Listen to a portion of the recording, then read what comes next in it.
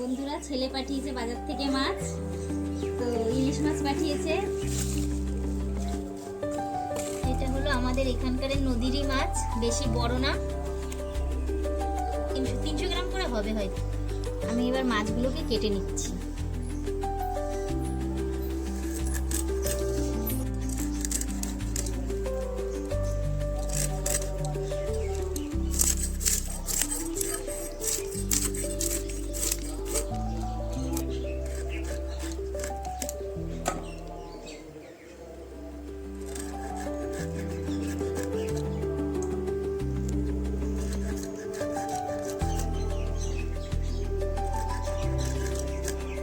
মাছ কাটা ধোয়া হয়ে গেছে, এবার কিন্তু রান্না বসাবো।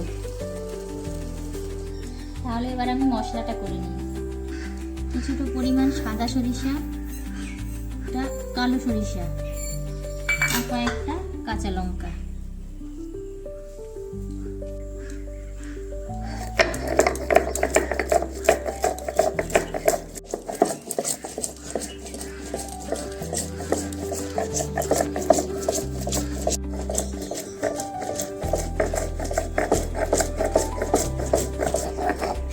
বাটা কমপ্লিট।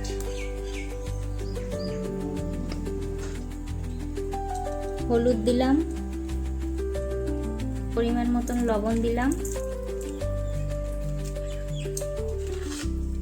এবার দেব কাঁচা তেল।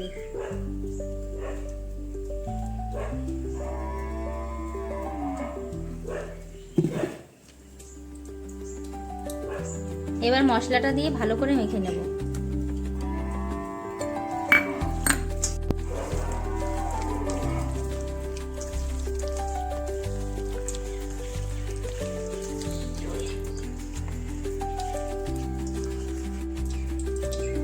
মাছটা সুন্দরভাবে মাখানো হয়ে গেছে।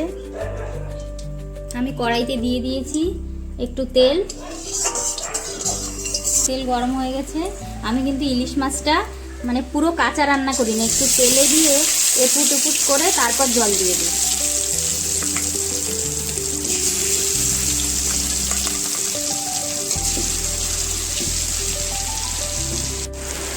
আমি মাছগুলো কড়াইর মধ্যে পুরোটাই দিয়ে দিলাম।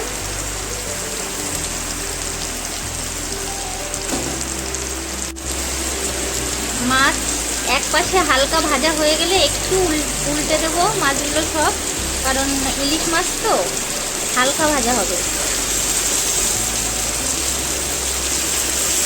আস্তে আস্তে সব মাছগুলো উল্টে দিতে হবে।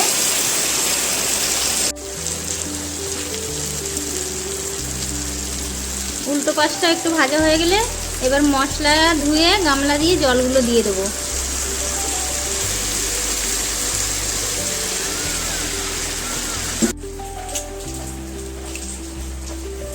একটু নাড়িয়ে দিয়ে ঢেকে দেব।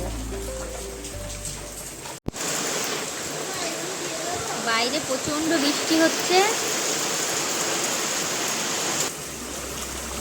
জানো তো বন্ধুরা, আগেকারের মা ঠাকুমারা তরকারির ফুট দেখলে বুঝতে পারতো এতে লবণ ঝাল হয়েছে কিনা। রান্না কিন্তু হয়ে গেছে।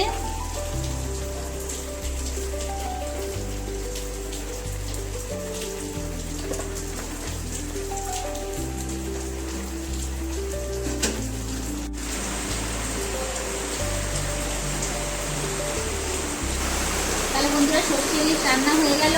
আর আমার ভিডিওটা যদি ভালো লাগে অবশ্যই কমেন্ট করে জানাবেন।